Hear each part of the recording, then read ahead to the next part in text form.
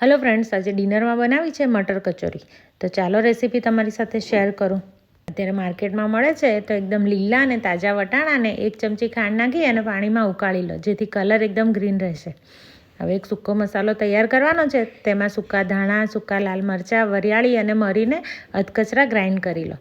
બહારના પડ માટે 2 કપ મેંદો, 1 ટેબલસ્પૂન સોજી, મીઠું, અજમો અને મુઠ્ઠી પડે એવું મોણ લેવાનું છે. તેમાં 1 ચમચી ઘી અને બીજું તેલનું મોણ લીધેલું છે. હવે થોડું પાણી લઈ થોડો નરમ રહે તેવો લોટ બાંધવાનો છે, જેથી તમારું કચોરીનું પડ એકદમ ખસ્તા થશે. અત્યારે માર્કેટમાં લીલા વટાણા ખૂબ જ મળી રહ્યા છે. તમે આ રેસીપી એકવાર ચોક્કસ ટ્રાય કરજો, તમને ખૂબ જ ભાવશે. તમે નાસ્તામાં કે ડિનરમાં પણ લઈ શકો છો અને એકદમ ઝડપથી બની પણ જાય છે. હવે લોટ બંધાઈ ગયો છે, તેને અડધો કલાક માટે સાઈડમાં રાખી દઈશું. હવે કચોરીનું સ્ટફિંગ બનાવીશું. તેના માટે આદું, મરચાં અને લસણને ક્રશ કરી લઈશું. હવે જે વટાણા પાણીમાં ઉકાળીને રાખ્યા છે તેને મિક્સરના બાઉલમાં લઈ થોડી કોથમીર નાખી તેને પણ અધકચરા વાટી લઈશું.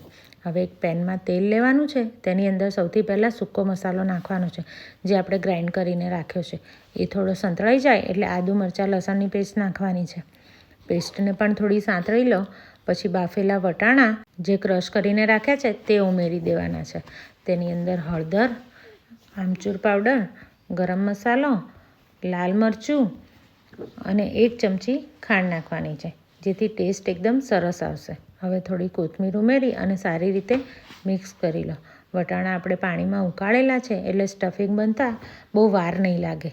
બધો મસાલો સારી રીતે વટાણામાં મિક્સ કરી લેવાનો છે. હવે સ્વાદ પ્રમાણે મીઠું ઉમેરવાનું છે. હવે આ મસાલાને બીજા વાસણમાં કાઢી અને થોડો ઠંડો પડવા દો. પછી તેમાંથી નાના નાના બોલ્સ બનાવી લો. આ બાજુ લોટ પણ આપણો સરસ સેટ થઈ ગયો છે. તેમાંથી મોટા લુવા પાડી અને હાથથી જ દબાવી અને પૂરી જેવો શેપ આપી લો. હવે તેની અંદર આ વટાણાના બોલ ઉમેરી અને સારી રીતે સીલ કરી દો. કચોરીને વણવાની નથી, ફક્ત હાથથી જ દબાવવાની છે. પહેલાં કિનારી અને પછી વચ્ચે થોડું દબાવી અને એકદમ પૂરી જેવો શેપ આપી લો. હવે બીજી બાજુ તેલ ગરમ કરવા મૂકેલું છે. તે તેલ ગરમ થઈ જાય એટલે ગેસની ફ્લેમ એકદમ સ્લો રાખવાની છે. તેની અંદર એકસાથે 3 થી 4 કચોરી મૂકી અને ધીમા તાપે જ તળાવા દેવાની છે. ધીમે ધીમે કચોરી ઉપર આવે એ પછી તેને થોડી ફેરવી અને એકદમ બદામી રંગની થાય ત્યાં સુધી તળવાની છે. તો તૈયાર છે આપણી મટર કચોરી.